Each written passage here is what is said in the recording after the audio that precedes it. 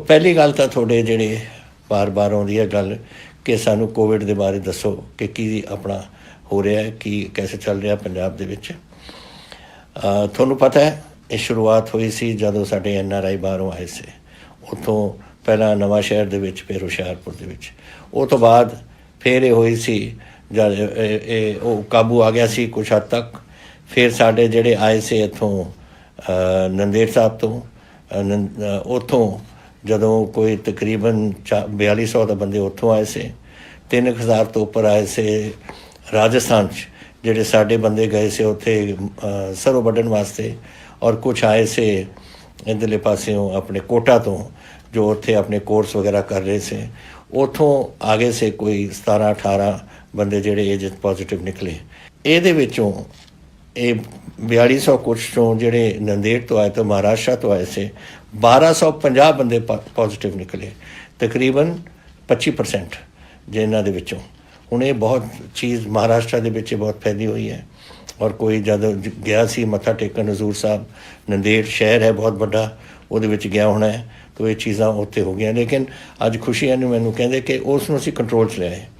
लोग असी क्वारंटीन किए, उन्होंने बड़ी टेस्टिंग की, उन्होंने इलाज वगैरह किया, और बहुत हद तक एक कंट्रोल च आया हुआ है। इस वेले साढ़े खुशी इस गल की है कि जेडे मैं थोनू दसिया सी एक बार कि जेडे जदों स्पाइक आई सी ना नंदेड़ तो महाराष्ट्र तो जेडे लोग आए से, वो चलिया गया सी 905 तक जेडे बंदे एकदम थोड़ी स्पाइक यही जी आई कि 905 के करीब पेशेंट थोड़े पॉजिटिव निकले। उहदे च हुण वो सारा कंट्रोल च आ गया।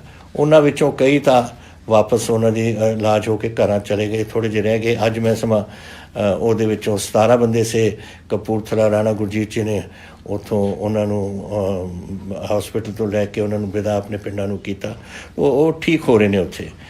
ਅੱਜ ਜਿਹੜੇ ਸਾਡੇ ਰਿਕਾਰਡ 'ਚ ਆਉਂਦੇ ਡੇਲੀ ਉਹ ਇਹ ਹੈ ਕਿ 13 ਮਈ ਨੂੰ ਉਹ ਜਿਹੜੇ 900 ਦੇ ਕਰੀਬ ਸੀ ਉਹ 13-10 ਤੇ ਪਹੁੰਚ ਗਿਆ, 14 ਮਈ ਨੂੰ 11, ਅੱਜ 13, ਔਰ ਟੋਟਲ ਸਾਡਾ 1932 साढ़े कोविड शुरू तो ही जब तो शुरू होया 1932 बंदियां नूं होया सी। लेकिन हुण 10, 11, 13 इस लाइन ते चलदा है। और एक स्पाइक जदों आया सीगा जिहड़े महाराष्ट्र आए थे या राजस्थान तो आए से, उदों भी साडा 7, 8, 6 इस तरीके नाल चल रहा सी, हिंदुस्तान तो सब तो घट। और ये आंकड़े देखो ये बड़े बड़े मैं तुहानूं दसना इसलिए चाहुंदा है क्योंकि साढ़े सब तो ज़्यादा जोड़े NRI ने दुनिया के विच वो हैं या तो तमिलनाडु तो या गुजरात तो या पंजाब तो। और अज तमिलनाडु के विच 10,108 थोड़े मरीज़ ने इस बीमारी के, गुजरात के विच 9,932 और पंजाब के विच 1,932। तो देखो कितों कित्थे ताईं आ गया कम। जिहड़े मौतां होईयां ने महाराष्ट्र अपने गुजरात के विच 606, तमिलनाडु में 71 और अपने 32, आप 2% है वो करीब। और तीसरा जेड़ा डबलिंग होंदी है ना कि हर किन्ने दिनों बाद अगर अज 10 ने तो 20 कदों हो जाएंगे या 30 कदों या 20 तो फिर 40 कदों हो जाएंगे, वो पंजाब दे विच 44 दिनों बाद ये डबलिंग हो रही है, जिथे महाराष्ट्र में 11 दिनों बाद और तमिलनाडु में 9 दिनों बाद। तो गैप भी है, बीमारी भी असी काबू कर रहे हैं। और ये चीज़ां बड़ियां अहम होंदियां ने इस बीमारी दे विच। महाराष्ट्र देख लो कितनी बुरी तरह फसिया हुआ इस काम 19,100 बंदियां नूं कोविड होया हुआ है और 1,066 दी मौतां होईयां ने। ये बड़ी सानू और 11 दिन च डबलिंग ये कर रहे हैं। तो साडा पंजाब दा ये आंकड़े बहुत सही आ रहे हैं इस वेले। लेकिन ये सारी थोड़ी मेहरबानी है। देखो असीं तां कह सकते हैं, मैं तुहानूं बेनती कर सकदा अंत विच तां तुसीं वो करना है। तुसीं वो जिहड़ियां चीज़ां असीं दसियां ने तुहानूं कि सोशल डिस्टेंसिंग रखो, हत्थ धो वगैरह जो डॉक्टर करते हैं तुसीं कर रहे हो, तां ही आ काम ऐसे बन रहा है। कुछ होर इहदे थोड़े सवाल से, जैसे 50,000 बंदे अज सानूं पंजाब छड्ड के बिहार तो, झारखंड तो, यूपी तो वापस अपने घरां च या उत्तराखंड तो जाना चाहुंदे ने, उड़ीसा तो भी आए हुए हैं। तो मैं उन्होंने सानू असी उन्होंने ट्रेना कर रहे हैं। अज दे दिन तकरीबन ਹੋ ਗਈਆਂ ਨੇ, 130 ਟ੍ਰੇਨਾਂ ਆਪਣੀਆਂ ਜਾ ਚੁੱਕੀਆਂ ਨੇ ਉਹਨੂੰ ਲਿਜਾ ਕੇ। 17 ਤੋਂ 18 ਟ੍ਰੇਨਾਂ ਅਸੀਂ ਡੇਲੀ ਭੇਜ ਰਹੇ ਹਾਂ ਔਰ ਇਸ ਵੇਲੇ 84 ਟ੍ਰੇਨਾਂ यूपी ਜਾ ਚੁੱਕੀਆਂ ਔਰ 32 ਟ੍ਰੇਨਾਂ ਬਿਹਾਰ ਜਾ ਚੁੱਕੀਆਂ ਨੇ। ਜੋ ਅਸੀਂ ਪੰਜਾਬ ਦੇ ਲੋਕ ਅਸੀਂ ਇਹਦਾ ਪੇਮੈਂਟ ਕਰ ਰਹੇ ਹਾਂ ਤਾਂ ਕਿ ਉਹਨਾਂ ਨੂੰ ਅਸੀਂ ਘਰ ਪਹੁੰਚਾ ਸਕੀਏ। ਉਹਨਾਂ ਨੇ ਸੇਵਾ ਕੀਤੀ ਆਪਣੇ ਸੂਬੇ ਦੀ ਔਰ ਸਾਡੀ ਡਿਊਟੀ ਬਣਦੀ ਹੈ। ਇਸੀ ਹਾਲ ਨਾਲ ਸਾਡੇ ਪੰਜਾਬੀ ਜਿਹੜੇ ਬਾਹਰ ਬੈਠੇ ਨੇ, 60,000 ਪੰਜਾਬੀ ਹਿੰਦੁਸਤਾਨ ਦੇ ਹੋਰ ਸੂਬਿਆਂ 'ਚੋਂ ਵਾਪਸ ਆਉਣਾ ਚਾਹੁੰਦੇ ਆ ਔਰ ਡਿਊਟੀ ਬਣਦੀ ਆ ਉਹ ਸੂਬਿਆਂ ਦੀ ਭੇਜਣ ਨੂੰ।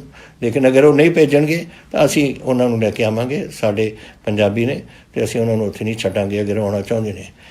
ਅੱਜ ਤੁਸੀਂ ਇੱਕ ਸਵਾਲ ਮੈਨੂੰ ਇਹ ਵੀ ਕੀਤਾ ਸੀ ਕਿ ਬਾਹਰੋਂ ਅਸੀਂ ਆਉਣਾ ਚਾਹੁੰਦੇ ਹਾਂ। ਗਵਰਨਮੈਂਟ ਆਫ ਇੰਡੀਆ ਇਹਦੇ ਜਹਾਜ਼ ਕਈ ਜਹਾਜ਼ ਬੁਕਿੰਗ ਕੀਤੀ ਹੈ ਉਹਨਾਂ ਨੇ। 174 ਤਾਂ ਪਹਿਲਾਂ ਜਹਾਜ਼ ਕੀਤੇ ਨੇ, ਹੁਣ ਹੋਰ ਕਰਨ ਲੱਗੇ ਨੇ।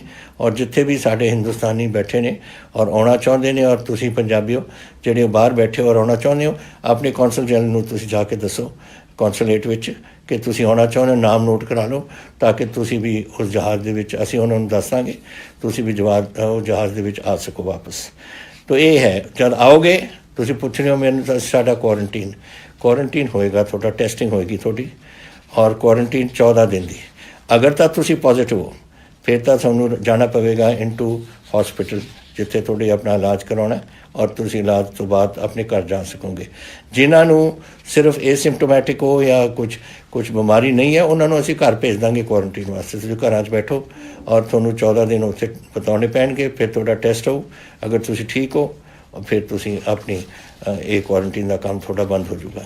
ਇਹ ਗੱਲਾਂ ਤੁਸੀਂ ਮੈਨੂੰ ਇਹ ਪੁੱਛੀਆਂ ਨੇ ਕੋਵਿਡ ਦੇ ਬਾਰੇ, ਇਹ ਮੈਂ ਤੁਹਾਨੂੰ ਦੱਸਿਆ। ਬਾਹਰੋਂ ਇਸ ਵੇਲੇ ਜੈਸੇ ਮੈਂ ਤੁਹਾਨੂੰ ਦੱਸਿਆ 60,000 ਤੱਕ ਕਰੀਬ ਪੰਜਾਬੀ ਬਾਹਰੋਂ ਹਿੰਦੁਸਤਾਨ ਦੇ ਸੂਬਿਆਂ ਤੋਂ ਆਉਣਾ ਚਾਹੁੰਦੇ। ਲੇਕਿਨ ਇਹ 60 ਤਾਂ ਬਹੁਤ ਅੱਗੇ ਵੱਧ ਸਕਦਾ ਹੈ। ਇਹ ਤਾਂ ਸਿਰਫ ਸਾਡੇ ਵੈਬਸਾਈਟ 'ਤੇ ਆਇਆ ਔਰ ਵੈਬਸਾਈਟ ਤੋਂ ਇਲਾਵਾ ਕਈਆਂ ਨੂੰ ਤਾਂ ਪਤਾ ਵੀ ਨਹੀਂ ਹੋਣਾ ਕਿ ਸਾਡਾ ਵੈਬਸਾਈਟ ਕੀ ਹੈ ਕਿਤੇ ਨਹੀਂ।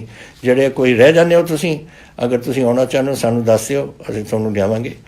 ਔਰ ਜਿਹੜੇ ਵਿਦੇਸ਼ਾਂ ਤੋਂ ਆ ਰਹੇ ਨੇ, ਜੋ ਸਾਨੂੰ ਖਬਰ ਆਈ ਹੈ ਐਕਸਟਰਨਲ ਅਫੇਅਰਸ ਮਿਨਿਸਟਰੀ ਤੋਂ ਕਿ ਤਕਰੀਬਨ 20,000 ਦੇ ਕਰੀਬ ਆਪਣੇ ਪੰਜਾਬੀ ਇੱਥੇ ਵਾਪਸ ਆਉਣਾ ਚਾਹੁੰਦੇ ਨੇ। ਤਾਂ ਜੈਸੇ ਮੈਂ ਤੁਹਾਨੂੰ ਦੱਸਿਆ ਆਪਣੇ ਕੌਂਸੂਲੇਟਾਂ ਨੂੰ ਆਪਣਾ ਨਾਂ ਪਹੁੰਚਾਓ ਜ਼ਰੂਰ।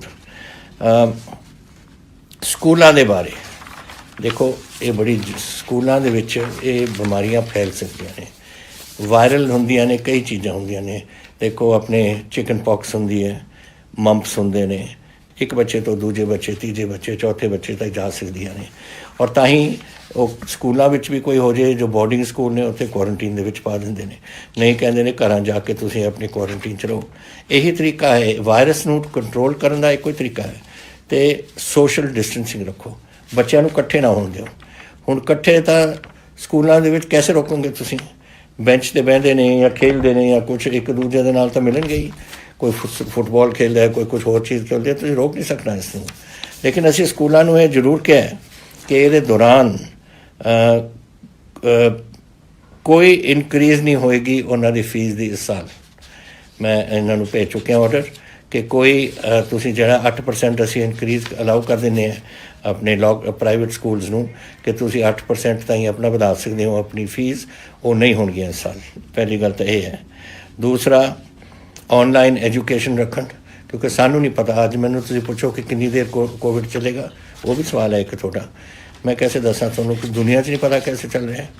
Nobody knows. ਇਹ ਬਿਮਾਰੀ ਇਹੀ ਜਿਹੀ ਹੈ ਜਿਹੜੀ ਚਾਈਨਾ ਤੋਂ ਸ਼ੁਰੂ ਹੋਈ ਔਰ ਚਾਈਨਾ 'ਚ ਫਿਰ ਵਾਪਸ ਪਹੁੰਚ ਗਈ। ਅਮਰੀਕਾ ਦਾ ਦੇਖੋ ਕੀ ਹਾਲ ਹੈ, ਲੱਖਾਂ ਦੇ ਕਰੀਬ ਉੱਥੇ ਲੋਕ ਬਿਮਾਰ ਹੋ ਗਏ ਔਰ ਪਤਾ ਨਹੀਂ 70-80 ਹਜ਼ਾਰ ਦੇ ਕਰੀਬ ਤਾਂ ਮਰ ਗਏ ਨੇ ਉੱਥੇ। ਇਹ ਸਾਰੇ ਕਿਤੇ ਦੁਨੀਆ ਚੱਲ ਰਹੀ ਹੈ ਤਾਂ ਕੋਈ ਕੰਟਰੋਲ ਨਹੀਂ। ਨਾ ਸਾਨੂੰ ਪਤਾ ਹੈ ਬਿਮਾਰੀ ਬਾਰੇ, ਨਾ ਡਾਕਟਰਾਂ ਨੂੰ, ਨਾ ਸਾਇੰਟਿਸਟ ਨੂੰ, ਕਿਸੇ ਨੂੰ ਪਤਾ ਇਸ ਦੇ ਬਾਰੇ। ਤਾਂ ਇਹ ਕਰਕੇ ਸਕੂਲ ਸਾਨੂੰ ਬੰਦ ਰੱਖਣੇ ਪੈਣਗੇ ਜਦ ਤਾਈਂ ਕੁਛ ਇਹਦੀ ਜਾਣਕਾਰੀ ਨਹੀਂ ਹੁੰਦੀ ਔਰ ਇਹ ਨਹੀਂ ਪਤਾ ਲੱਗਦਾ ਕਿ ਇਹਦਾ ਅਸੀਂ ਕੈਸੇ ਇਲਾਜ ਇਹਦਾ ਕਰਾਂਗੇ। ਸੋ ਇਹ ਤੁਹਾਨੂੰ ਇਹ ਤੁਹਾਨੂੰ ਔਖੀ ਘੜੀ ਤੁਹਾਨੂੰ ਕੱਟਣੀ ਪਊ। ਮੈਂ ਜਾਣਦਾ ਬੱਚਿਆਂ ਦੀ ਜਿਹੜੀ ਪੜ੍ਹਾਈ ਹੈ ਉਹ ਨਹੀਂ ਹੋਣੀ, ਲੇਕਿਨ ਔਨਲਾਈਨ ਤੁਸੀਂ ਅਗਰ ਜਿਹੜੇ ਸਕੂਲ ਕਰ ਸਕਦੇ ਨੇ ਤੁਸੀਂ ਕਰੋ। ਉਹਦੇ ਵਾਸਤੇ ਔਨਲਾਈਨ ਵਾਸਤੇ ਤਾਂ ਵੱਖ ਗੱਲ ਹੈ, ਲੇਕਿਨ ਹੋਰ ਕੋਈ ਬਿੱਲ ਨਹੀਂ ਤੁਸੀਂ ਲਾਉਣੇ। ਜੈਸੇ ਬਿਲਡਿੰਗ ਚਾਰਜਸ ਹੁੰਦੇ ਨੇ, ਟਰਾਂਸਪੋਰਟੇਸ਼ਨ ਚਾਰਜਸ, ਮੀਲ ਚਾਰਜਸ ਵਗੈਰਾ, ਇਹ ਨਹੀਂ ਲੱਗਣਗੇ। ਅਗਰ ਤੁਸੀਂ ਔਨਲਾਈਨ ਦੀ ਸਿਖਲਾਈ ਹੈ ਉਹਦਾ ਜਿਹੜਾ ਕੁਝ ਤੁਹਾਡਾ ਖਰਚਾ ਹੁੰਦਾ ਉਹ ਤੁਸੀਂ ਬੇਸ਼ੱਕ ਚਾਰਜ ਕਰ ਸਕਦੇ ਹੋ। ਤਾਂ ਇਹ ਗੱਲਾਂ ਅਸੀਂ ਕਈ ਚੀਜ਼ਾਂ ਇਹ ਪ੍ਰਾਈਵੇਟ ਸਕੂਲਸ ਨੂੰ ਲਿਖ ਕੇ ਭੇਜੀਆਂ ਨੇ, ਅਖਬਾਰ 'ਚ ਆ ਜਾਣਗੀਆਂ ਔਰ ਮੈਂ ਆਸ ਕਰਦਾ ਕਿ ਤੁਸੀਂ ਆਪਣੇ ਬੱਚਿਆਂ ਨੂੰ ਪੜ੍ਹਾਓ ਜ਼ਰੂਰ। ਔਰ ਜੈਸੇ ਹੀ ਸਾਨੂੰ ਪਤਾ ਲੱਗਦਾ ਹੈ कि ये काम हुण दबन लग गया और कोई ਇਹਦਾ कोई इलाज मिल रहा है तो ਅਸੀਂ स्कूल खोल सकांगे। ये थोड़े बच्चों की बेहतरी वास्ते है, थोड़े परिवार की और थोड़े बच्चों की सेहत वास्ते है। And I am not willing to take risk. मैं रिस्क नहीं लूँगा कि थोड़े बच्चों को मैं इत्थे यही जी चीज़ च फसावां जिथे उन्होंने बीमारियां होण जिहदे तो शायद निकल ना सकन। तो ये ज़रूरी है, मेरी जिम्मेवारी है और मैं आस करदा कि तुसीं इस जिम्मेवारी का मेरा साथ दोगे। खुशियाँ इस गल दियां जरूर ने कि जैसे तुसीं मैनूं ये भी पूछा सी फसल के बारे कि तुसीं हुण सौणी आ रही है, सौणी की आपां फसल की करांगे। पहला गल तो यह है बधाई थोनों कि 123 लाख टन अपनी कणक आ चुकी है और दिन पर दिन 1 लाख सवा लाख डेली आ रही है।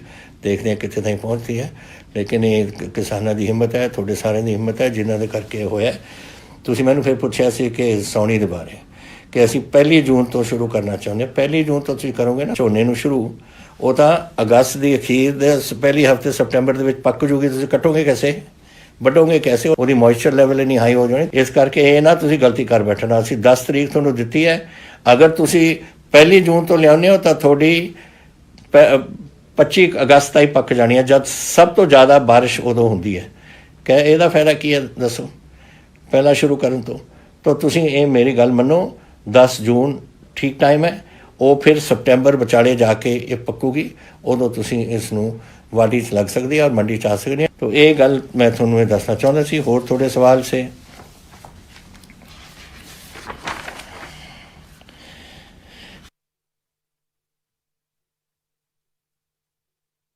सरकार गवर्नमेंट ऑफ इंडिया फ्लाइटा तो ट्रेन लाने चाहिए ने, मैं समझदा लाने चाहिए ने। और फ्लाइटा तो जैसे मैं थोनों कहा लोगों लैके आ रहे हैं बाहरों, और ट्रेनां तो हुण चल ही रही ने। असी जेडे अपने बंदे जा रहे हैं तो इस तो बाद जो बंदियां नूं पहुँचा देन अपने अपने सूबियां दे विच, उस तो बाद इन्हां नूं चालू करना चाहिए। मैं ये सहमत है। तुसीं ये भी कहा कि मैं एक छोटा संगरूर तो आया कि मैं एक छोटा बिजनेसमैन है लुधियाने तो मैं पिछले 2 महीनों मेरी कोई कमाई नहीं हुई। मैं अपना बिजनेस कैसे खोल सकता है, दुकान होनी है, वो कुछ छोटा जो कम होना है। असी ਇਹਦਾ अगले 2 दिनों ਦੇ ਵਿੱਚ ਤੁਹਾਨੂੰ पूरा ਇਹਦਾ ਕੱਢ ਕੇ ਦੇਵਾਂਗੇ। ਅਸੀਂ ਵੱਧ ਤੋਂ ਵੱਧ ਤੁਹਾਡੇ ਛੋਟੇ ਬਿਜ਼ਨੈਸਿਸ ਜਿਹੜੀਆਂ ਨੇ, ਤੁਹਾਡੇ ਦੁਕਾਨਾਂ ਨੇ, ਉਹ 18 ਤਰੀਕ ਨੂੰ ਤੁਹਾਨੂੰ ਪਤਾ ਹੈ ਸਾਡਾ ਲੋਕਡਾਊਨ ਇਹ ਪਹਿਲਾ ਨੰਬਰ 3 ਲੋਕਡਾਊਨ ਖਤਮ ਹੋ ਰਿਹਾ और उस तो बाद ਆਪਾਂ ने फैसला करना है चौथे लॉकडाउन का। लेकिन 18 तरीक ਨੂੰ मैं थोड़ियाँ ਵੱਧ ਤੋਂ ਵੱਧ दुकाना और बिजनेसिस थोड़ा खोलांगा जिथे कंटेनमेंट एरियाज। हुण मैनूं ये रैड ऑरेंज ते हरा, ये जिहड़ा लाल केसरी ते हरा जिहड़े रंग रखे ने, मैं ये नाल कोई सहमत नहीं। मैं प्राइम मिनिस्टर साहब नूं भी कहा सी उस दिन बोलते हुए कि ये गल्लां मैनूं नहीं पता, ये सानूं पता है पंजाब दे विच की हालात ने। अब चीफ मिनिस्टर होर सूबिਆਂ ਦਾ पता है, सानू साढ़े ते छड्डो कि असी की करांगे। तो असी हुण रखांगे कन्फाइनमेंट जोन या नॉन कन्फाइनमेंट जोन।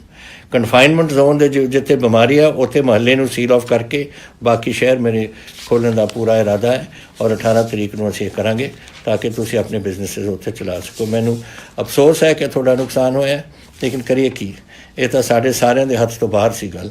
और असी पहला मेरे वास्ते पंजाबियों की जान का खतरा सी वो दूर करना सी, थोड़ी जाना बचाउणियां सी, थोड़े परिवारों इस बीमारी तो दूर रखना सी। ये मेरा पहला सी। उस तो बाद सी बिजनेस इंडस्ट्री वगैरह। लेकिन हुण समय आ गया क्योंकि मैनूं पता है कई लोग तो जो दुकाना तो कमाते ने वही खाते हैं, तो इस तरीके नाल 2 हफ्ते 2 महीने तो बहुत लंबा हो जाता है अरसा। तो इस करके ਇਹਦਾ ਅਸੀਂ 18 तरीक ਨੂੰ ऐलान करांगे ताकि तुसीं अपने भी उत्थे काम चला सको। लॉन्ग टर्म इफेक्ट तुसीं पुछया, ये जलंधर तो आया है ऋषि मल्होत्रा जी का सवाल कि लॉन्ग टर्म इफेक्ट कोविड का साढ़े ते की है। मैं देखो एक बीमारी है, हर बीमारी तो जिहड़ा लंघ जाता है वो फिर ठीक हो जाता है, ठीक हो जाता है तो सेहत ठीक हो जाती है।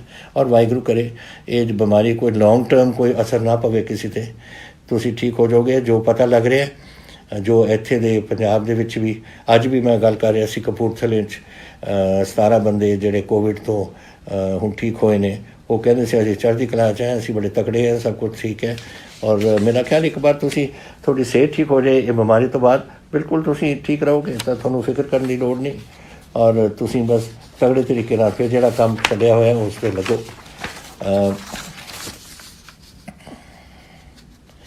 ਇੰਡਸਟਰੀਅਲਿਸਟ ਦਾ ਇੱਕ ਹੋਰ ਆਇਆ ਕਿ we are not getting chance to open factories ਥੋੜ੍ਹੀਆਂ ਖੁਲਾਤੀਆਂ ਵੱਡੀਆਂ ਜਿਹੜੀਆਂ ਜਿਹੜੇ ਨੌਨ ਰੈੱਡ ਜ਼ੋਨ ਜਿਹੜਾ ਕੰਟੇਨਮੈਂਟ ਜ਼ੋਨ ਦੇ ਵਿੱਚੋਂ ਉਹ ਤਾਂ ਖੁੱਲ੍ਹ ਗਈਆਂ ਨੇ। ਬਾਕੀ ਮੈਂ ਤੁਹਾਨੂੰ 18 ਨੂੰ ਜਿਹੜੇ ਛੋਟੇ ਬਿਜ਼ਨਸਿਸ ਕਿਤੇ ਜਿਹੜੇ ਲੋਕ ਕਹਿੰਦੇ ਨੇ ਕਿ ਉਹ ਔਰੇਂਜ ਜ਼ੋਨ ਜਾਂ ਰੈੱਡ ਜ਼ੋਨ ਹੈ ਜਿਹੜੀ ਮੈਂ ਚੱਕ ਦਿੱਤੀ ਹੈ, ਮੈਂ ਤਾਂ ਕਹਿੰਦਾ ਕਿ ਕਨਫਾਈਨਮੈਂਟ ਜ਼ੋਨ ਹੈ ਜਾਂ non confinement zone. Confinement zone ਵਿੱਚ ਜਿੱਥੇ ਮੁਹੱਲਾ ਹੈ ਉਸ ਨੂੰ ਆਈਸੋਲੇਟ ਕਰਾਂਗੇ, ਇੱਕ ਬਫਰ ਜ਼ੋਨ ਛੱਡ ਦਾਂਗੇ ਔਰ ਬਾਕੀ ਅਸੀਂ ਸਭ ਕੁਝ ਖੋਲ੍ਹ ਦਾਂਗੇ। ਤਾਂ ਔਰ ਇਹੀ ਮੈਂ ਪ੍ਰਾਈਮ ਮਿਨਿਸਟਰ ਸਾਹਿਬ ਨੂੰ ਕਿਹਾ ਸੀ ਕਿ ਤੁਸੀਂ ਇਸ ਕੰਮ ਦਾ ਸਾਨੂੰ ਛੁੱਟ ਦਿਓ ਤਾਂ ਕਿ ਸਾਨੂੰ ਪਤਾ ਹੈ ਸਾਡੇ ਵਿੱਚ ਕੈਸੇ ਆ, ਸਾਡੇ ਡਿਪਟੀ ਕਮਿਸ਼ਨਰ ਸਾਡੀ ਐਡਮਿਨਿਸਟ੍ਰੇਸ਼ਨ ਆਪ ਹੀ ਸਾਂਭੂਗੀ ਇਸ ਨੂੰ, ਇਹ ਵਾਰੀ ਕਰਨ ਦੀ ਲੋੜ ਨਹੀਂ। ਲੇਕਿਨ ਮੈਂ ਚਾਹੁੰਦਾ ਕਿ ਜ਼ਿਆਦਾ ਤੋਂ ਜ਼ਿਆਦਾ ਸਾਡੀ ਕਾਮਰਸ ਵਧੇ, ਸਾਡੀ ਬਿਜ਼ਨਸ ਵਧੇ, ਸਾਡੀ ਇੰਡਸਟਰੀ ਵਧੇ ਔਰ ਸਾਡੇ ਲੋਕਾਂ ਦੀ ਨੌਕਰੀਆਂ ਵਧਣ ਔਰ ਤੁਹਾਡੇ ਆਮਦਨ ਦੇ ਸਾਧਨ ਬਣਨ। ਇਹ ਹੁਣ ਉਸ ਕੰਮ 'ਤੇ ਆ ਗਏ ਅਸੀਂ ਔਰ ਉਸ ਕੰਮ 'ਤੇ ਅਸੀਂ ਪੂਰਾ ਜ਼ੋਰ ਤੁਹਾਡੇ ਨਾਲ ਲੱਗਣਾ ਹੈ। ਜਿਹੜੀ ਤੁਸੀਂ ਦੋ ਗੱਲਾਂ ਕਹੀਆਂ ਸੀਆਂ ਇੰਡਸਟਰੀ ਵਾਸਤੇ ਸਟੀਮੂਲਸ ਜਾਂ ਹੈਲਪ EMI ਵਗੈਰਾ, ਇਹ ਗਵਰਨਮੈਂਟ ਆਫ ਇੰਡੀਆ ਦੇ ਹੱਥ ਵਿੱਚ ਹੈ। ਅਸੀਂ ਇਹਦੇ ਬਾਰੇ 26 ਮਾਰਚ ਨੂੰ ਮੈਂ ਇੱਕ ਚਿੱਠੀ ਲਿਖ ਚੁੱਕੇ ਹਾਂ ਪ੍ਰਾਈਮ ਮਿਨਿਸਟਰ ਨੂੰ ਔਰ ਮੈਂ ਉਸ ਨੂੰ ਫੋਲੋ ਅਪ ਕਰਾਂਗਾ ਕਿ ਜਿਹੜੇ ਹੁਣ ਤੁਸੀਂ ਐਲਾਨ ਕਰ ਰਹੇ ਹੋ ਯਾਨੀ ਕਿ 20 ਲੱਖ ਕਰੋੜ ਅਸੀਂ ਪੂਰੇ ਹਿੰਦੁਸਤਾਨ ਦੇਣਾ, ਉਹ ਉਹਨਾਂ ਕੀ ਦੇਣਾ ਹੈ, ਕੈਸੇ ਦੇਣਾ ਹੈ, ਕੀ ਕੁਝ ਕਰਨਾ ਹੈ, ਉਹ ਅਸੀਂ ਲਿਖ ਰਹੇ ਹਾਂ ਲੈਟਰ। ਇੱਕ ਮੈਂ 20 ਮਾਰਚ ਨੂੰ ਇਸ ਤੋਂ ਬਹੁਤ ਪਹਿਲਾਂ ਇੱਕ ਮੈਂ ਲੈਟਰ ਲਿਖ ਚੁੱਕਿਆ ਸੀ ਜੋ ਮੈਂ ਠੀਕ ਸਮਝਦਾ ਸੀ ਕਿ ਗੱਲਾਂ ਹੋਣੀਆਂ ਚਾਹੀਦੀਆਂ ਨੇ। ਹੁਣ ਇਹਨਾਂ ਦੀ ਅਨਾਊਂਸਮੈਂਟ ਤੋਂ ਬਾਅਦ, ਦਿੱਲੀ ਦੀ ਅਨਾਊਂਸਮੈਂਟ ਤੋਂ ਬਾਅਦ ਮੈਂ ਉਹ ਗੱਲਾਂ ਨੂੰ ਇੱਕ ਅਮਲੀ ਜਾਮਾ ਬਣਾ ਕੇ ਇਹ ਮੈਂ ਲਿਖਣਾ ਚਾਹੁੰਦਾ ਹਾਂ ਦੁਬਾਰਾ ਕਿ ਫਲਾਣੀ 1 2 3 4 ਇਹ ਪੁਆਇੰਟਸ ਬਣਾ ਕੇ ਕਿ ਇਹਨਾਂ ਦੇ ਵਿੱਚ ਤੁਸੀਂ ਸਾਡੀ ਇਸ ਤਰੀਕੇ ਨਾਲ ਹੈਲਪ ਕਰ ਸਕਦੇ ਹੋ ਜੋ ਤੁਸੀਂ ਐਲਾਨ ਕੀਤਾ ਹੈ। ਆਈ ਐਗਰੀ ਵਿਥ ਯੂ ਜਿਹੜੀ ਤੁਸੀਂ ਗੱਲ ਕਹੀ ਹੈ ਕਿ ਐਡੀਸ਼ਨਲ ਫਸਲ ਦਾਣਾ ਵਗੈਰਾ ਖਾਣਾ ਵਗੈਰਾ ਦੇਣਾ ਚਾਹੀਦਾ ਹੈ ਗਰੀਬਾਂ ਵਾਸਤੇ ਔਰ ਤੁਹਾਨੂੰ ਇਹ ਬੁਰਾ ਲੱਗਦਾ ਹੈ, ਬੁਰਾ ਤਾਂ ਮੈਨੂੰ ਵੀ ਲੱਗਦਾ ਹੈ। ਲੇਕਿਨ ਜਿਹੜਾ ਬੰਦਾ ਆਪਣੇ ਬੱਚੇ ਨੂੰ ਰੋਟੀ ਨਹੀਂ ਖਵਾ ਸਕਦਾ ਉਹ ਫਿਰ ਸਾਡੀ ਡਿਊਟੀ ਬਣ ਜਾਂਦੀ ਹੈ। ਤੁਹਾਨੂੰ ਪਤਾ ਕਿੰਨਾ ਅਸੀਂ ਦੇ ਚੁੱਕੇ ਹਾਂ ਇਸ ਵੇਲੇ 1 ਕਰੋੜ ਪੈਕੇਟ ਅਸੀਂ ਦੇ ਚੁੱਕੇ ਹਾਂ, 3 ਕਰੋੜ ਦੀ ਆਪਣੀ ਆਬਾਦੀ ਹੈ ਲੇਕਿਨ ਹਾਲੇ ਵੀ ਲੋਕਾਂ ਨੂੰ ਪੂਰੀ ਰੋਟੀ ਨਹੀਂ ਮਿਲ ਰਹੀ ਕਿਉਂਕਿ ਇਹ ਜਿਹੜੇ ਮਾਈਗਰੈਂਟ ਲੇਬਰ ਹੈ ਜਾਂ ਆਪਣੀ ਲੇਬਰ ਹੈ ਜਾਂ BPL ਸਾਡੀ ਫੈਮਿਲੀਜ਼ ਨੇ। ਹੁਣ ਮਾਈਗਰੈਂਟ ਲੇਬਰ ਤਾਂ 13 ਲੱਖ ਬੈਠੀ ਹੈ, ਉਹ ਜਦੋਂ ਉਹਨਾਂ ਨੂੰ ਕੋਈ ਨੌਕਰੀ ਨਾ ਮਿਲੇ ਤਾਂ ਫਿਰ ਉਹ ਵਿਚਾਰੇ ਰੋਟੀ ਖਾਣਗੇ ਕਿੱਥੋਂ, ਤਾਂ ਦਿਹਾੜੀਦਾਰ ਨੇ ਸਾਰੇ। ਇਸ ਕਰਕੇ ਸਾਨੂੰ ਰੋਟੀ ਦੇਣੀ ਪੈ ਰਹੀ ਹੈ ਔਰ ਚੱਲ ਰਹੀ ਹੈ ਇਸ ਵੇਲੇ, ਬੰਦ ਨਹੀਂ ਹੋ ਰਹੀ, ਅਸੀਂ ਬੰਦ ਨਹੀਂ ਕਰਾਂਗੇ। ਅਸੀਂ ਜਿਹੜਾ ਭੁੱਖਾ, ਮੈਂ ਪਹਿਲਾਂ ਕਿਹਾ ਇੱਕ ਵਾਰ ਪੰਜਾਬ ਦੇ ਵਿੱਚ ਅਸੀਂ ਕਿਸੇ ਨੂੰ ਭੁੱਖੇ ਸੌਣ ਨਹੀਂ ਦੇਣਾ ਔਰ ਇਹੀ ਗੱਲ 'ਤੇ ਅਸੀਂ ਜੋ ਕੁਝ ਲੋੜ ਹੈ ਸਾਨੂੰ ਇਹ ਗਰੀਬਾਂ ਦੀ ਮਦਦ ਕਰਨ ਵਾਸਤੇ ਇਹ ਸਾਡੀ ਸਾਰਿਆਂ ਦੀ ਡਿਊਟੀ ਬਣਦੀ ਹੈ ਔਰ ਸਰਕਾਰ ਦੀ ਡਿਊਟੀ ਬਣਦੀ ਹੈ ਕਿ ਉਹਨਾਂ ਨੂੰ ਅਸੀਂ ਪੂਰਾ ਉਹਨਾਂ ਦਾ ਰਾਸ਼ਨ ਪਾਣੀ ਸਾਰਾ ਦੇ ਸਕੀਏ। ਤੁਸੀਂ ਫਿਰ ਕਿਹਾ ਸੀ ਕਿ ਪੰਜਾਬ ਟਰਾਂਸਪੋਰਟ ਕਦੋਂ ਰਿਜ਼ਿਊਮ ਹੋ ਜਾਏਗੀ, ਇਹ ਮੈਂ ਤੁਹਾਨੂੰ ਦੱਸਦਾ 18 ਤਰੀਕ ਤੋਂ ਅਸੀਂ ਨੂੰ ਰਿਜ਼ਿਊਮ ਕਰਾਂਗੇ ਜਿੱਦਣ ਇਹ ਕੋਵਿਡ ਪਹਿਲਾਂ ਹੋਏਗਾ। ਹੁਣ ਮੈਂ ਕੋਵਿਡ ਦੇ ਬਾਰੇ ਤੁਹਾਨੂੰ ਇੱਕ ਗੱਲ ਦੱਸਣਾ ਚਾਹੁੰਦਾ ਕਿ 18 ਤਰੀਕ ਨੂੰ ਇਹ ਜਿਹੜਾ ਲੋਕਡਾਊਨ ਸੀ ਨੰਬਰ 3 ਲੋਕਡਾਊਨ ਇਹ ਬੰਦ ਹੋਣਾ ਹੈ। ਪਤਾ ਨਹੀਂ government of India Ki announce ਕਰ ਰਹੀ ਹੈ ਨਹੀਂ ਅਨਾਊਂਸ ਕਰ ਰਹੀ, ਲੇਕਿਨ ਮੈਂ ਇਸ ਗੱਲ ਨੂੰ ਅੱਗੇ ਲੈ ਕੇ ਜਾਵਾਂਗਾ। ਮੈਂ ਕਰਫਿਊ ਹਟਾ ਦੇਣੀ ਹੈ, ਕੋਈ ਕਰਫਿਊ ਨਹੀਂ ਹੋਏਗਾ ਪੰਜਾਬ 'ਚ 18 ਤਰੀਕ ਤੋਂ, ਲੇਕਿਨ ਲੋਕਡਾਊਨ ਅਸੀਂ ਰੱਖਾਂਗੇ। ਇਹ ਤੁਹਾਡੀ ਹਿੰਮਤ ਔਰ ਇਹ ਲੋਕਡਾਊਨ ਦਾ ਹੈ ਕਿ ਸਾਡੇ ਪੰਜਾਬ ਅੱਜ ਬਚਿਆ ਹੋਇਆ ਹੈ। ਅੱਜ ਹੁਣ ਜਿਹੜੇ ਦੇਖੋ ਅਗਰ 60,000 ਲੋਕ ਬਾਹਰੋਂ ਆ ਜਾਣ ਅਤੇ 20 ਲੱਖ ਵਿਦੇਸ਼ਾਂ ਤੋਂ ਆ ਜਾਣ ਅਤੇ ਸਾਨੂੰ ਉਹਦਾ ਧਿਆਨ ਰੱਖਣਾ ਪਊ। ਅਸੀਂ ਉਹਨਾਂ ਨੂੰ ਕੁਆਰੰਟੀਨ 'ਚ ਪਾਵਾਂਗੇ ਸਾਰਿਆਂ ਨੂੰ, ਲੇਕਿਨ ਫਿਰ ਵੀ ਕੁਝ ਘੁੰਮਦੇ ਨੇ ਔਰ ਜਦ ਅਸੀਂ ਆਉਂਦੇ ਨੇ ਉਦੋਂ ਤਾਂ ਲੱਗਦੇ ਨੇ ਪੋਜ਼ੀਟਿਵ, ਹਫ਼ਤੇ ਬਾਅਦ 10 ਦਿਨ ਬਾਅਦ ਫਿਰ ਉਹਨਾਂ ਨੂੰ ਕੋਈ ਬਿਮਾਰੀ ਲੱਗ ਜਾਂਦੀ ਹੈ ਕਿਉਂਕਿ ਬਿਮਾਰੀ 5ਵੇਂ ਔਰ 7ਵੇਂ ਦਿਨ ਦੇ ਦਰਮਿਆਨ ਇਹ ਦਿਖਦੀ ਹੈ। ਜਿਹਨੂੰ ਲੱਗ ਜਾਂਦੀ ਹੈ ਪਹਿਲੇ ਦਿਨ ਤਾਂ ਠੀਕ ਹੁੰਦਾ ਤਾਂ ਜਦ ਪਾਲਮ ਆ ਜਾਏ ਉਦੋਂ ਤਾਂ ਠੀਕ ਲੱਗਦਾ, ਉਦੋਂ ਟੈਸਟ ਵੀ ਕਲੀਅਰ ਹੋਣਗੇ, ਲੇਕਿਨ ਹਫ਼ਤੇ 10 ਦਿਨ ਬਾਅਦ ਫਿਰ ਹੋ ਸਕਦਾ ਫਿਰ ਕੀ ਕਰਾਂਗੇ। ਤਾਂ ਇਸ ਕਰਕੇ ਸਾਨੂੰ ਲੋਕਡਾਊਨ ਰੱਖਣਾ ਪਊ ਜਦ ਤੱਕ ਸਾਰੇ ਪੰਜਾਬੀ ਘਰ ਨਹੀਂ ਆਉਂਦੇ। ਲੇਕਿਨ ਮੈਂ ਉਹਦੇ 'ਚ ਰਾਹਤ ਬੜੀ ਦੇਵਾਂਗਾ, ਮੈਂ ਰਾਹਤ ਦੇਵਾਂਗਾ, ਲੇਕਿਨ ਤੁਸੀਂ ਮੇਰਾ ਹੁਣ ਸਾਥ ਤੁਹਾਨੂੰ ਦੇਣਾ ਪਊ।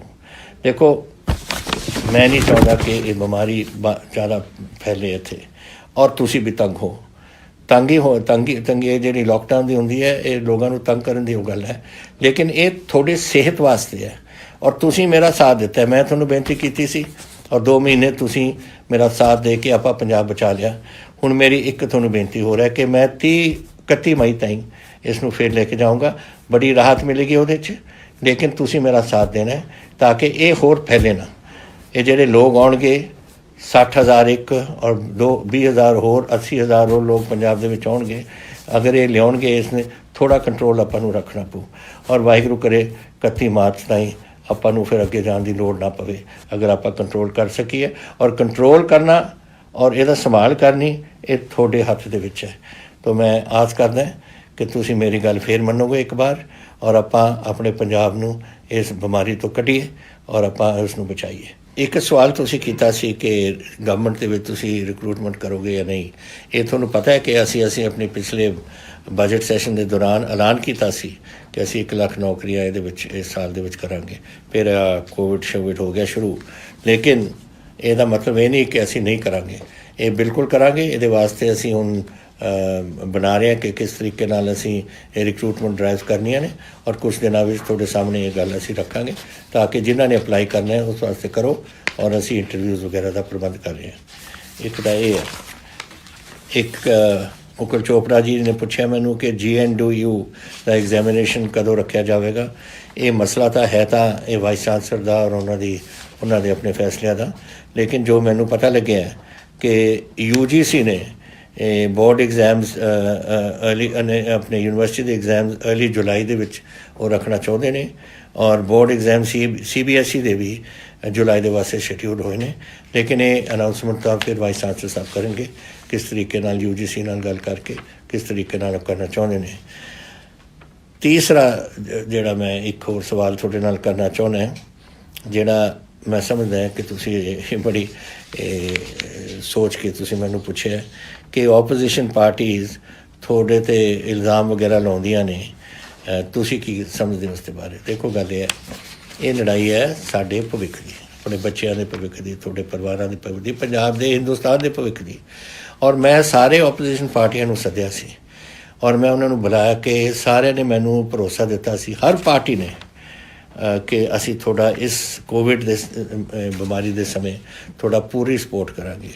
ਅਗਰ ਹੁਣ ਉਹ ਭੁੱਲ ਗਏ ਨੇ ਆਪਣਾ ਜਿਹੜਾ ਵਾਅਦਾ ਮੇਰੇ ਨਾਲ ਕੀਤਾ ਸੀ ਔਰ ਹੁਣ ਸਿਆਸਤ ਨੂੰ ਅੱਗੇ ਲਿਆਏ ਨੇ, ਫਿਰ ਮੈਂ ਕੀ ਕਹਿ ਸਕਦਾ ਇਹਦੇ ਬਾਰੇ।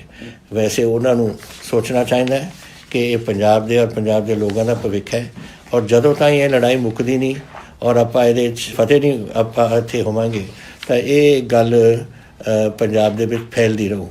ਔਰ ਇਸ ਕਰਕੇ ਸਾਡਾ ਸਾਥ ਹੋਣਾ ਚਾਹੀਦਾ ਸੀ ਉਹਨਾਂ ਦਾ। ਔਰ ਮੈਂ ਅੱਜ ਵੀ ਆਸ ਕਰਦਾ ਕਿ ਜਿਹੜਾ ਭਰੋਸਾ ਉਹਨਾਂ ਨੇ ਮੈਨੂੰ ਦਿੱਤਾ ਹੈ ਉਹ ਇਸ ਕੋਵਿਡ ਤੋਂ ਇਲਾਵਾ ਜੋ ਮਰਜ਼ੀ ਕਰੋ ਸਿਆਸਤ, ਲੇਕਿਨ ਕੋਵਿਡ ਵਿੱਚ ਸਾਡਾ ਸਾਥ ਦਿਓ ਤਾਂ ਕਿ ਆਪਾਂ ਪੰਜਾਬ ਨੂੰ ਔਰ ਪੰਜਾਬੀਆਂ ਨੂੰ ਇਸ ਔਰ ਆਪਣੇ ਬੱਚਿਆਂ ਨੂੰ ਇਸ ਤੋਂ ਬਚਾ ਸਕੀਏ। ਮੈਨੂੰ ਇੱਕ ਮਹਿੰਦਰਪਾਲ ਜੀ ਨੇ ਜਲੰਧਰ ਤੋਂ ਲਿਖੀ ਹੈ ਚਿੱਠੀ ਕਿ ਉਹ ਇੱਕ ਪਾਸ ਲੈਣਾ ਚਾਹੁੰਦੇ ਸੀ, ਉਹਨਾਂ ਨੂੰ ਪਾਸ ਨਹੀਂ ਮਿਲਦਾ। ਇਹ ਮੈਨੂੰ ਹੈਰਾਨੀ ਲੱਗਦੀ ਹੈ ਇਸ ਗੱਲ ਦੀ, ਕਿਉਂਕਿ ਡਿਪਟੀ ਕਮਿਸ਼ਨਰ ਔਰ SSPs ਨੂੰ ਦੱਸਿਆ ਗਿਆ ਕਿ ਜੋ ਆਪਣੇ ਪਾਸ ਲੈ ਕੇ ਕੁਝ ਖਾਸ ਜ਼ਰੂਰੀ ਕੰਮ ਕਰਨਾ ਚਾਹੁੰਦੇ ਉਹਨਾਂ ਨੂੰ ਦਿੱਤਾ ਜਾਵੇ। ਅਤੇ ਮੈਂ DC ਜਲੰਧਰ ਨੂੰ ਅੱਜ ਇਨਫੋਰਮ ਕਰ ਰਿਹਾ ਮਹਿੰਦਰਪਾਲ ਜੀ ਕਿ ਤੁਹਾਨੂੰ ਇਹ ਪ੍ਰੋਬਲਮ ਨਾ ਹੋਵੇ ਔਰ ਇਹ ਤੁਹਾਨੂੰ ਪਾਸ ਇੱਕਦਮ ਦਿੱਤਾ ਜਾਵੇ ਤਾਂ ਕਿ ਤੁਸੀਂ ਆਪਣੇ ਫੈਮਿਲੀ ਨੂੰ ਜਲੰਧਰ ਤੋਂ ਬਠਿੰਡੇ ਪਹੁੰਚਾ ਸਕੋ। ਇਹ ਔਰ ਬਾਕੀ ਡਿਪਟੀ ਕਮਿਸ਼ਨਰ ਵੀ ਦੱਸ ਰਹੇ ਕਿ ਜੋ ਇਹ ਜੀ ਕੋਈ ਹੁੰਦੇ ਨੇ ਮੰਗਾਂ ਹੁੰਦੀਆਂ ਨੇ ਇਹ ਉਹਨਾਂ ਨੂੰ ਪੂਰੀਆਂ ਕਰਨੀਆਂ ਚਾਹੀਦੀਆਂ ਨੇ। ਉਹ ਅੱਜ ਮੈਂ ਉਹਨਾਂ ਨੂੰ ਇਹ ਭੇਜ ਰਿਹਾ। ਔਰ ਅਖੀਰ ਵਿੱਚ ਇੱਕੋ ਹੀ ਗੱਲ ਰਹਿ ਗਈ ਕਰਨ ਨੂੰ, ਔਰ ਉਹ ਹੈ ਤੁਹਾਡਾ ਧੰਨਵਾਦ ਕਰਨਾ। ਦੇਖੋ ਜਿਸ ਤਰੀਕੇ ਨਾਲ ਤੁਸੀਂ CM ਰਿਲੀਫ ਫੰਡ ਵਾਸਤੇ ਪੈਸੇ ਭੇਜੇ ਨੇ, ਮੈਂ ਆਸ ਨਹੀਂ ਕਰਦਾ ਸੀ ਕਿ ਇਸ ਤਰੀਕੇ ਨਾਲ ਪੈਸੇ ਪਹੁੰਚਣਗੇ। ਬਹੁਤ ਪੈਸੇ ਪਹੁੰਚੇ ਨੇ। ਉਹਦੀ ਪਹਿਲੀ ਪੇਮੈਂਟ ਸ਼ਾਇਦ ਤੁਹਾਨੂੰ ਪਤਾ ਲੱਗਿਆ ਹੋਣਾ ਕਿ ਅਸੀਂ ਕੀਤੀ ਸੀ। ਜਿਹੜੇ 2 ਸਾਡੇ ਮੁਲਾਜ਼ਮ ਇਸ ਉਹਨਾਂ ਦੀ ਮੌਤਾਂ ਹੋ ਗਈਆਂ। ਇੱਕ ਤਾਂ DSP ਸੀਗੇ ਲੁਧਿਆਣੇ ਤੋਂ ਔਰ ਦੂਸਰੇ ਸੇ ਰੈਵਨਿਊ ਮਹਿਕਮੇ ਤੋਂ ਇੱਕ ਕਾਨੂੰਗੋ ਸੇ। ਉਹਨਾਂ ਦੋਨਾਂ ਨੂੰ ਅਸੀਂ ਇਹਦੀ ਜੋ ਦੇਣਾ ਸੀਗਾ ਉਹਨਾਂ ਨੂੰ ਰਿਲੀਫ ਵਗੈਰਾ ਉਹਨਾਂ ਦੇ ਪਰਿਵਾਰਾਂ ਨੂੰ ਅਸੀਂ ਦਿੱਤੀ ਹੈ। ਔਰ ਸਾਡੇ ਕੋਲ ਬਹੁਤ ਪੈਸੇ ਪਏ ਨੇ ਇਸ ਵੇਲੇ, ਕੋਈ ਇਹਦੀ ਤੰਗੀ ਨਹੀਂ, ਕੋਈ ਪ੍ਰੋਬਲਮ ਨਹੀਂ ਸਾਨੂੰ ਆਉਣੀ। ਲੇਕਿਨ ਧੰਨਵਾਦ ਤੁਹਾਡਾ, ਕਿਉਂਕਿ ਤੁਸੀਂ ਅਮਾਊਂਟਸ ਕੋਈ ਵੀ ਹੋਵੇ ਤੁਸੀਂ ਆਪਣੇ ਦਿਲੋਂ ਆਪਣੇ ਪਿਆਰ ਨਾਲ ਇਹ ਭੇਜਿਆ ਆਪਣੇ ਪੰਜਾਬ ਵਾਸਤੇ, ਤਾਂ ਮੈਂ ਦਿਲੋਂ ਤੁਹਾਡਾ ਸਾਰਾ ਸ਼ੁਕਰਗੁਜ਼ਾਰ ਹਾਂ। ਅਤੇ ਮੇਰੇ ਵੀਰੋ ਭੈਣੋ, ਕੋਈ ਇਹੋ ਜਿਹੇ ਸਵਾਲ ਹੋਣ, ਕੋਈ ਗੱਲਾਂ ਹੋਣ ਜੋ ਤੁਹਾਡੇ ਮਨ 'ਚ ਨੇ, ਜੋ ਤੁਸੀਂ ਮੈਨੂੰ ਪੁੱਛਣਾ ਚਾਹੁੰਦੇ ਹੋ, ਮੈਂ ਤੁਹਾਨੂੰ ਦੱਸਿਆ ਹਰ ਹਫ਼ਤੇ ਮੈਂ ਇੱਕ ਦਿਨ ਇਹ ਤੁਹਾਡੇ ਨਾਲ ਇਹ ਗੱਲ ਕਰਿਆ ਕਰਾਂਗਾ। ਜ਼ਰੂਰ ਮੈਨੂੰ ਲਿਖ ਕੇ ਭੇਜੋ ਔਰ ਮੈਂ ਕੋਸ਼ਿਸ਼ ਕਰੂੰਗਾ ਕਿ ਸਾਰੀਆਂ ਗੱਲਾਂ ਦਾ ਤੁਹਾਨੂੰ ਜਵਾਬ ਦੇਵਾਂ। ਬਹੁਤ ਧੰਨਵਾਦ ਤੁਹਾਡਾ ਸਾਰਿਆਂ ਦਾ।